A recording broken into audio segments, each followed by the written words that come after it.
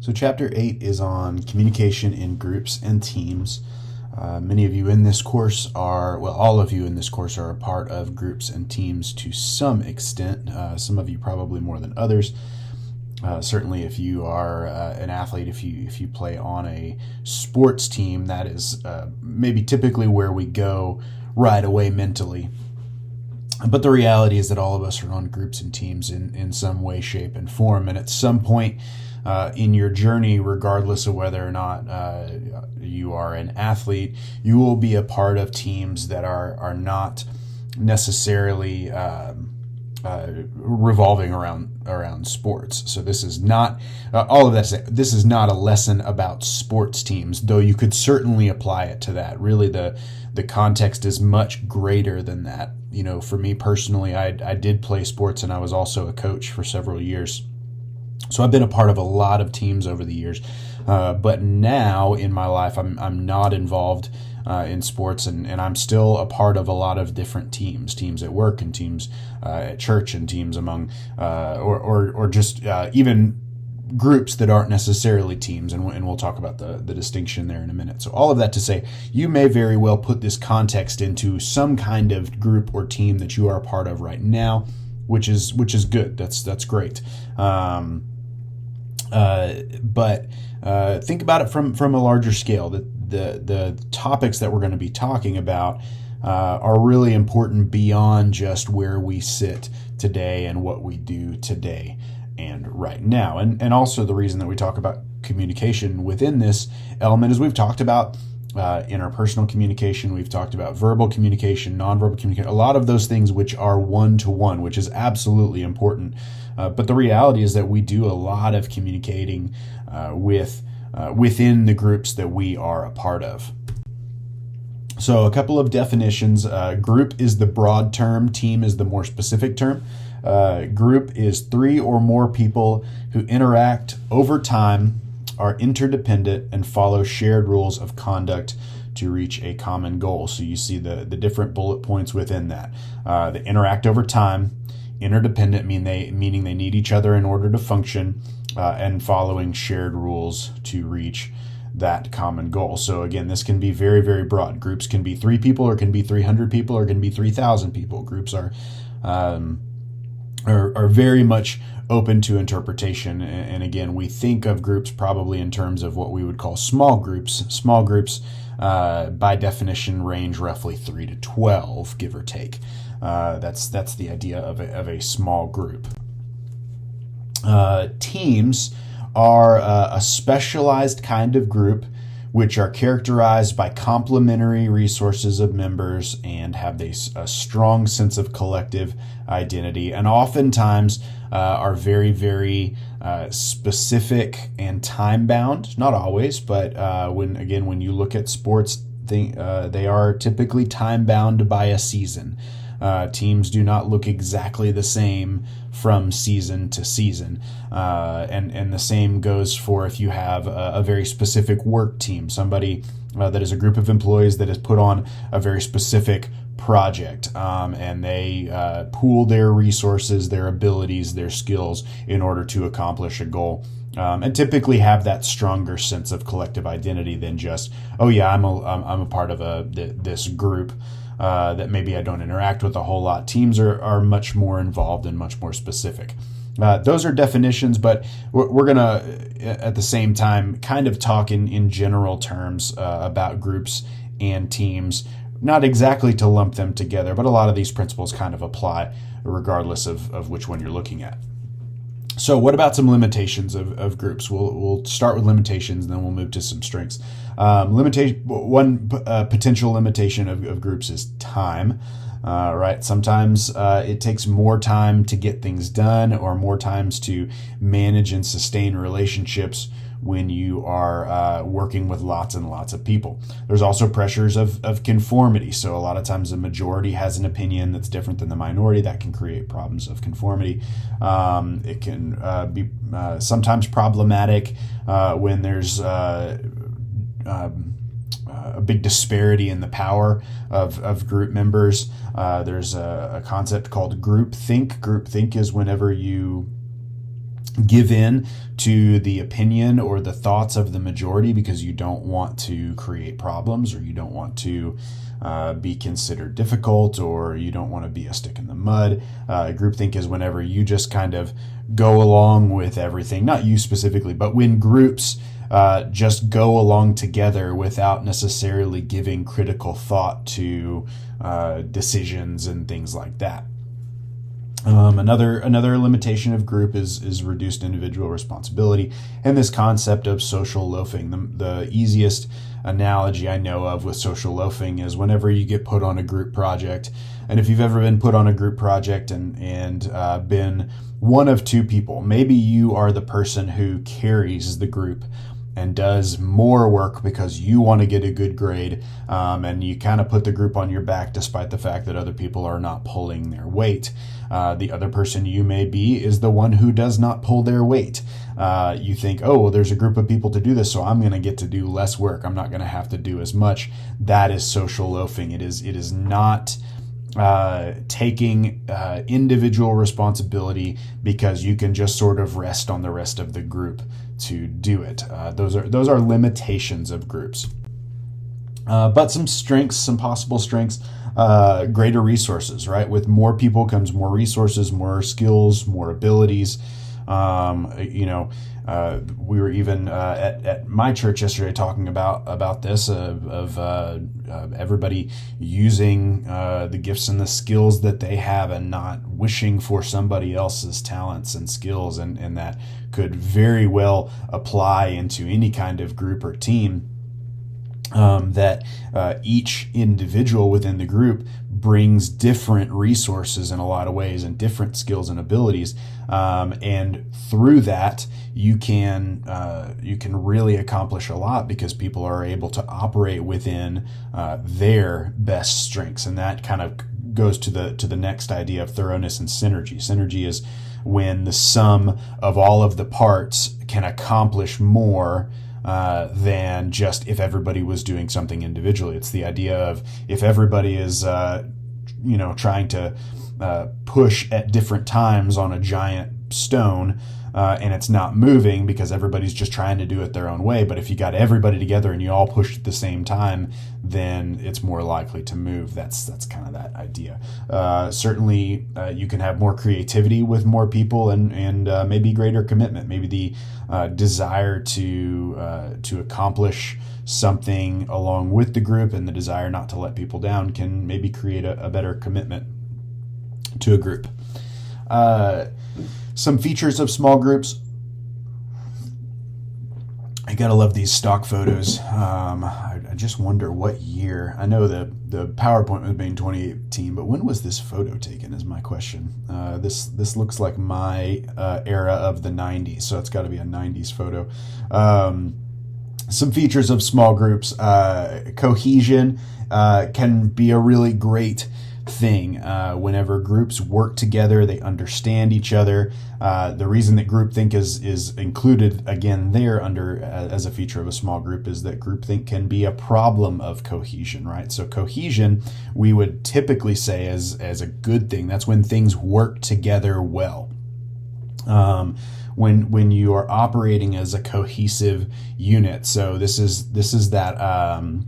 And I'll say this, that at other times when I've taught this in certain courses or certain semesters when I've taught this course, we've watched certain movies or talked about certain teams, either fictional or nonfiction.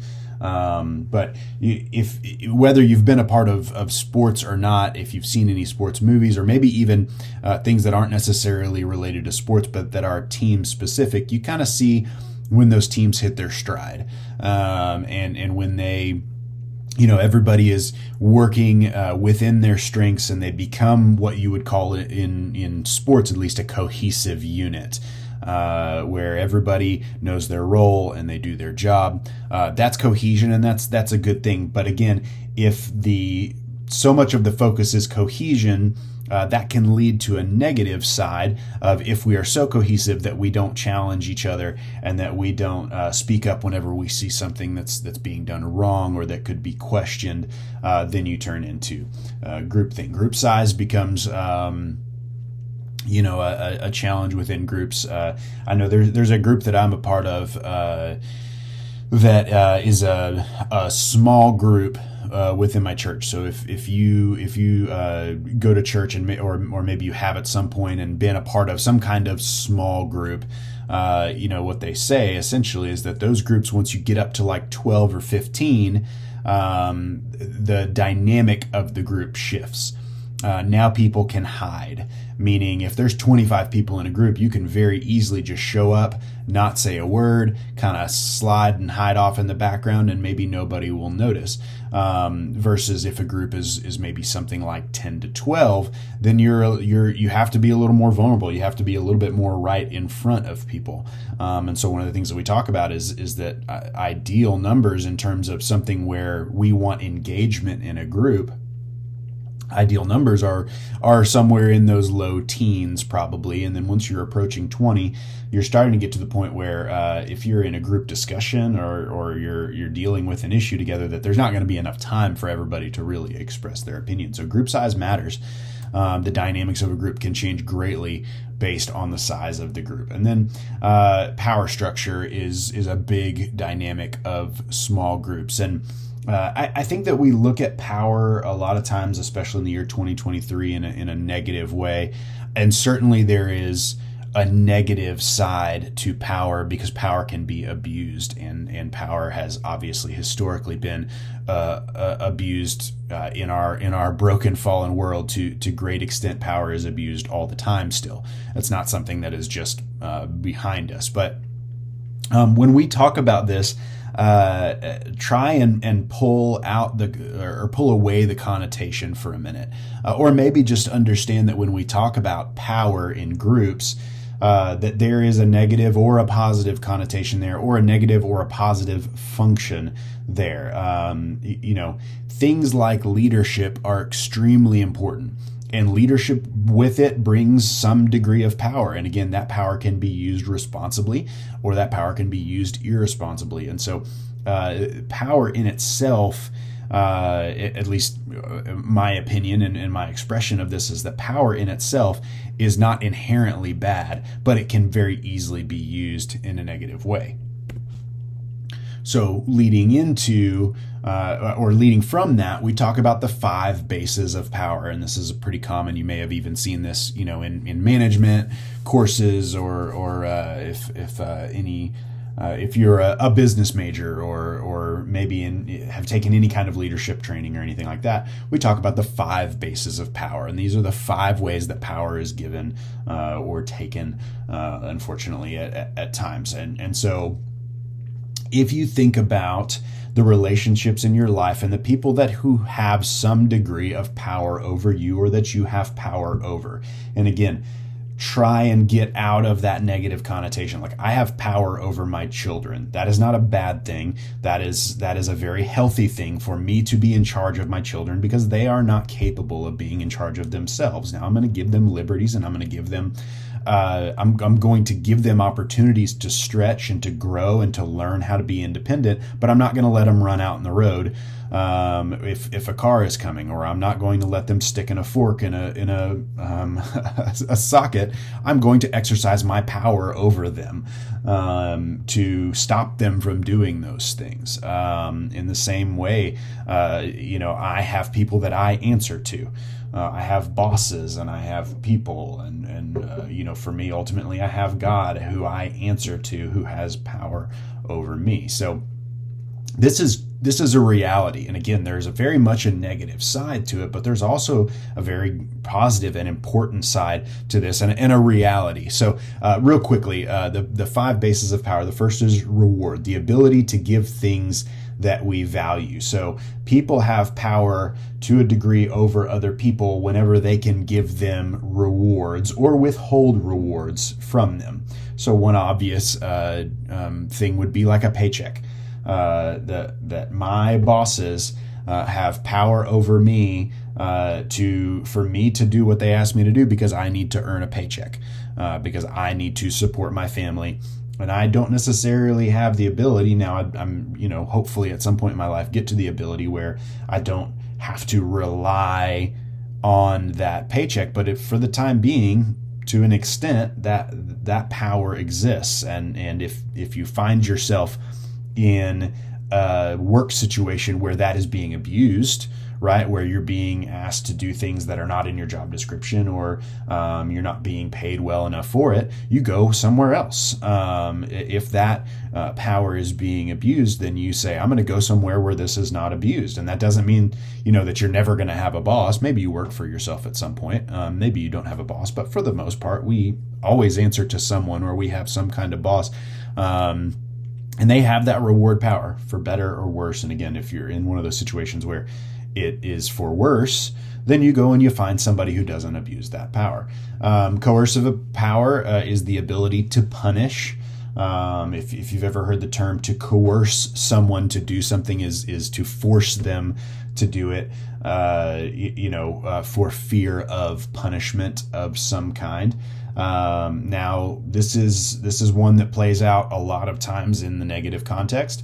But I have, to a degree, some ability of coercive power again over my children. I have the ability to punish them, not in a way that is going to hurt them. Now that is the way sometimes that coercive power plays out. So I'm not minimizing that, but I'm also putting it into this context of I have the ability to not let my kids watch TV. I have the ability to make my kids go to their room or whatever as a form of consequence so they learn their actions. That's a power that I have over them. Legitimate power is when you have compliance based on particular roles. And there's some crossover here, right? So legitimate power would be I have a boss. I have a supervisor who, because their role is higher than mine, they have power over me in some way. And again, that parent-child relationship can be there. So then you have something called expert power, which is based in knowledge. That's power that exists because I have knowledge, or you have knowledge, that gives you power to over someone or something. And then the last one is referent power. Now, referent power is that which we willingly give. That's the submissive power in a lot of ways. And again, submissive also brings with it sometimes a negative connotation, but in a lot of ways, it's not a negative word. It's something that we do in reality. Again, I understand, and it's not lost on me at all, that all of these things, most of these things can play out in a very, very negative way. But the reality is a lot of them play out in positive ways every day. And referent power is one of those.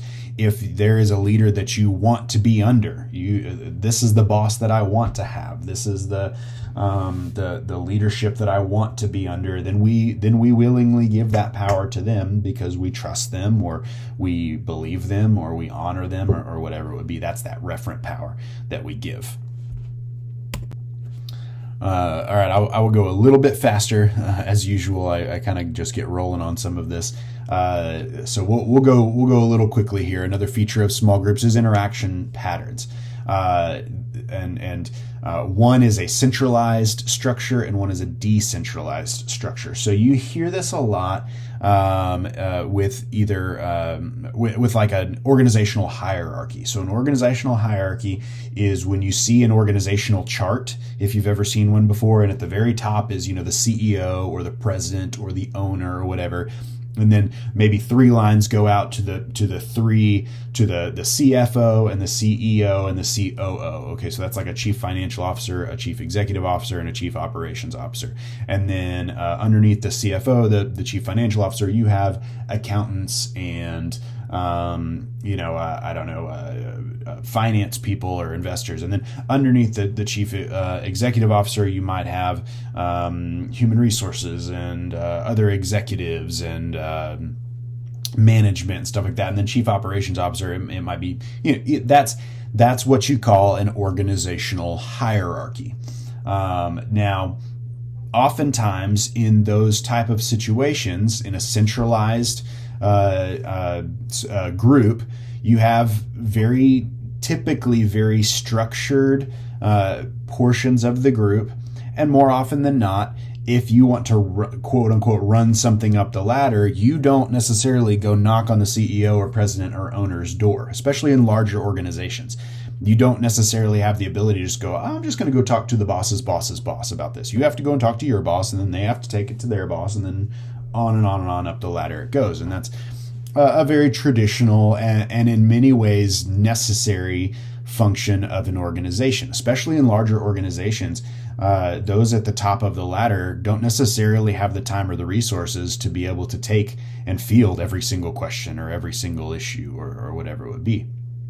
In a decentralized structure, then a lot of times you have roles, but there's a lot of freedom to interact inside and outside of those roles. So if you have ever gone in for a job interview, and in the job interview somebody says, well, let me tell you about our organization, you might say they have a real decentralized, or they might say we have a really, really flat hierarchy. What does that mean? What does a flat hierarchy means?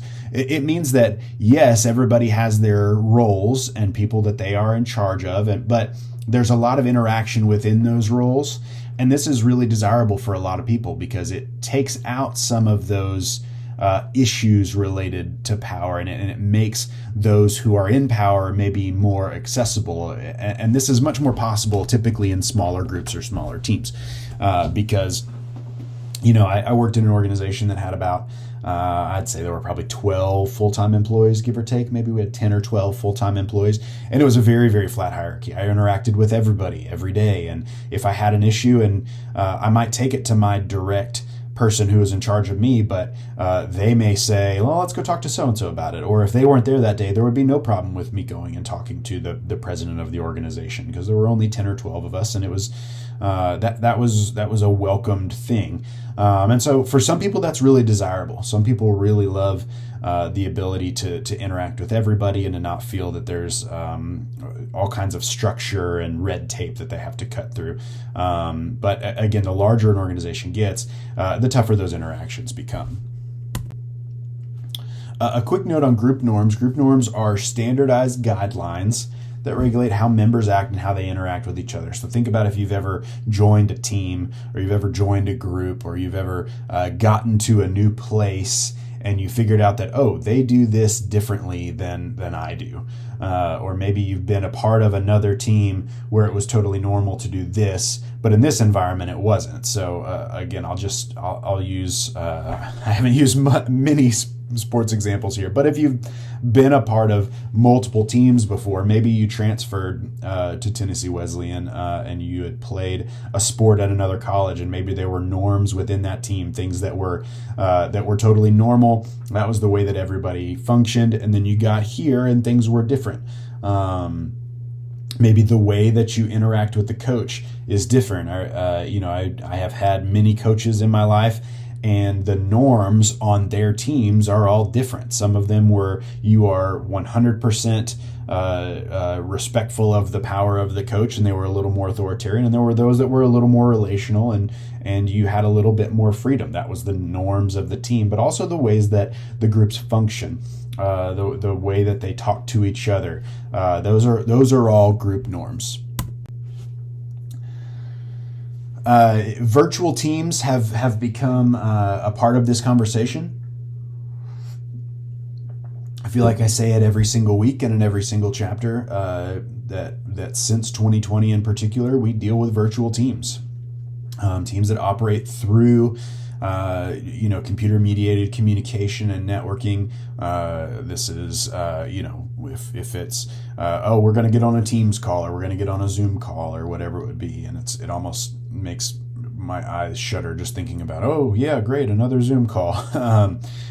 But there is a healthy function there, and there is a really great resource to be able to do virtual teams now. You can hop on a call with somebody across the world or across the country, or even a couple cities away because you don't have time to drive, or you're sick or whatever, and that's a function that we have now.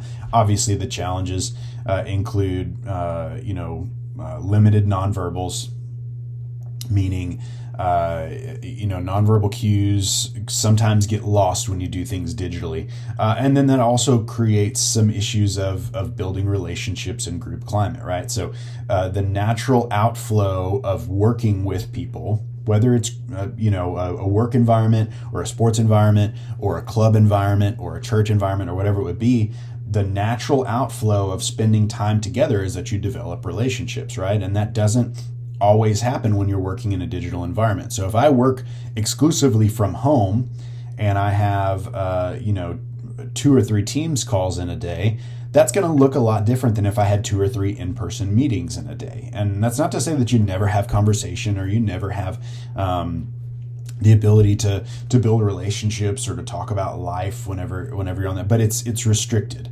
It's at least in my experience, in my opinion, it is greatly restricted whenever you're in that digital environment. So it can be more productive. You can commit more time to work, but you maybe lose a little bit of that group cohesiveness and that healthy team, the ability of healthy teams to connect on a personal level. We lose that sometimes in those virtual environments. Okay, 2 more. Stick with me. Some guidelines for communicating, managing conflict constructively, and really, this is just briefly. We can talk about this for a long time, but viewing conflict for what it is, whether it's disruptive or whether it's constructive. And you hear enough lectures like this, and you go to enough seminars, and you talk to enough people, and they talk all the time about conflict resolution and finding common ground. And we could talk, we won't, but we could talk about the theory that talks about, every conflict is an opportunity for people to work together and to find a mutual solution that is beneficial for both. And sometimes that's possible and sometimes it's not. But looking at conflict and maybe changing for some of us, not all of us, but for some of us that really hate conflict and really run from conflict, taking a step back and looking at it as, is conflict, can it be something that produces positive results? And a lot of times it can. I've seen that. And now obviously it can descend into negativity and it can descend into dissension and things like that. But conflict can very much be a productive aim whenever you can find solutions that bring things about, that bring about positive change. Okay, the last thing I'm going to talk about is something called Tuckman's group formation. This is a theory that is this is not anything that is rocket science. I put that in there, but this is not terribly complicated, but it is a really interesting way to look at teams and groups and how they form. This is very eye-opening and important for people who run teams, or if you're a part of a team. And you have 5 basic steps that teams walk through or groups walk through as they develop. Okay, so I'm going to real quickly go on this. We could spend a lot of time on this, but I will real quickly go through it. You have the forming stage. So that is when a group forms. And I'm going to use the example here of a sports team, but put it in your own context. It could be a music group. It could be a club that you're a part of. Typically, this makes more sense whenever you think about a specific goal or specific thing that group needs to accomplish. Now, this can certainly include social groups that just exist for social interaction, but for the most part, it's easier to understand Tuckman's group formation when you're talking about working toward a particular goal. So you have the forming stage, when a team forms. So in sports, this could be the beginning of a season, or the preseason, whenever you're starting to train together as a group. If you are maybe a part of like a band or a music group or something like that, this could be the point that the group forms and comes together. And then there's this stage of storming, and we call it storming because think about some of the early stages of a team where you have maybe some conflict that has to be worked out. You're overcoming some question marks, some challenges. You're dealing with, okay, how is this group going to be structured? Who are the leaders going to be? How are we going to, what is our goal? You might even be just establishing what is the goal of this particular team. So think of a storm that is still productive, right? You're still getting there, but you have to work some things out along the way. And this happens a lot of times early on in teams. You don't hit your stride from day one. You have to work some things out, and a lot of times that brings about some conflict or some role change or whatever it would be. That very naturally leads into something called norming. A couple slides back, we talked about group norms, the way that groups function, the way that is accepted by the rest of the team. That this is the way that things are going to be. This is the way that we are going to operate. This is the way that we are going to function. That is norming, establishing norms and ways of operation and ways of being within a group.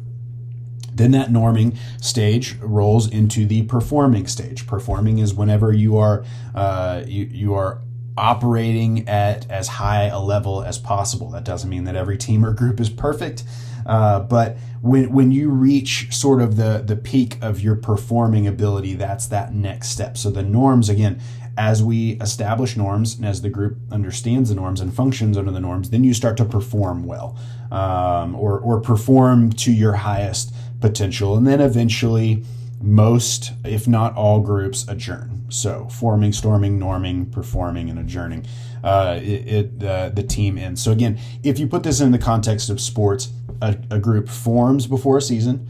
They storm. The leaders are established. The way that we're going to function, our goals are established, and then the norms are established. How is this team going to function? What are the expectations of the leaders on the team of how everybody's going to be, what their roles are going to be, all of that. And then you turn into your performing stage where you are hopefully operating at optimal performance.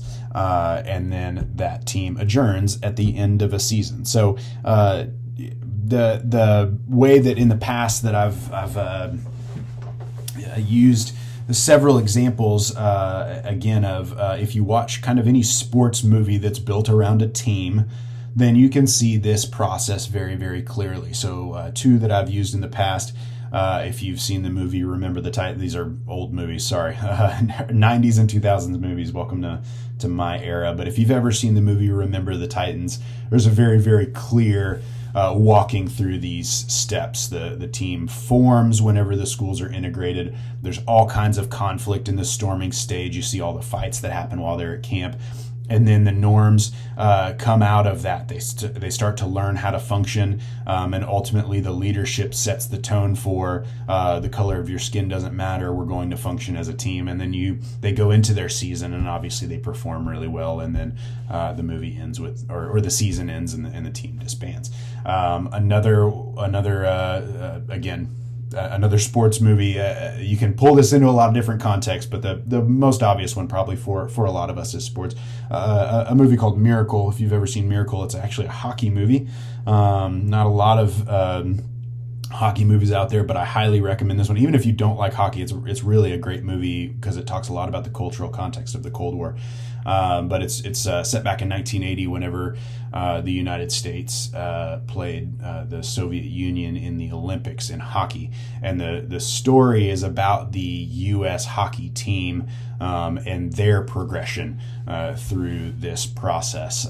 So I won't go deep into that one, but either one of those really good movies if you want to go watch those. But again, you could apply this to all kinds of different groups and teams inside or outside of sports. That's just a few examples, but that is it for communicating in groups and teams. Like I said, this can be an entire course in itself, and I've taught group communication courses before where we go much deeper into these elements of group formation, but and bases of power and things of that nature. But the reason again that we talk about this is because you're going to have to do it. Very few of us just go off into isolation and never have to interact in groups and teams.